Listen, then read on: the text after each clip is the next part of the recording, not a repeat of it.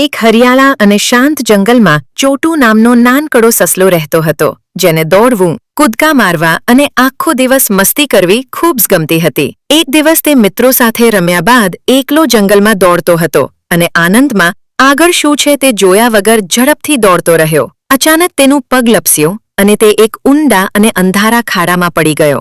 ચોટુ બહુ ડરી ગયો અને જોરથી બૂમ પાડવા લાગ્યો. તેને ઘણી વખત બહાર આવવાનો પ્રયાસ કર્યો, પણ ખાડો બહુ ઊંડો હોવાથી તે બહાર આવી શક્યો નહીં. થોડા સમય પછી ત્યાંથી બંટી વાંદરો પસાર થયો. તેને ચોટુને જોઈને હિંમત આપી અને દોરડું લાવીને મદદ કરવાનો પ્રયાસ કર્યો, પરંતુ દોરડું નાનું હોવાથી સફળ ન થયો. બંટી પણ થોડીવાર માટે ગભરાઈ ગયો, પરંતુ બંનેએ હિંમત ન હારી. ત્યારે જ મિન્ટુ હાથી ત્યાં આવ્યો અને ચોટુની અવાજ સાંભળી મિન્ટુએ શાંતિથી કહ્યું કે ડરશો નહીં, અને પોતાની લાંબી સૂંઢ ખાડામાં નાખી. ધીમે ધીમે અને સાવધાનીથી તેણે ચોટુને બહાર ખેંચી લીધો. બહાર આવીને ચોટુ ખૂબ ખુશ થયો. તેણે બંટી અને મિન્ટુ બંનેનો દિલથી આભાર માન્યો.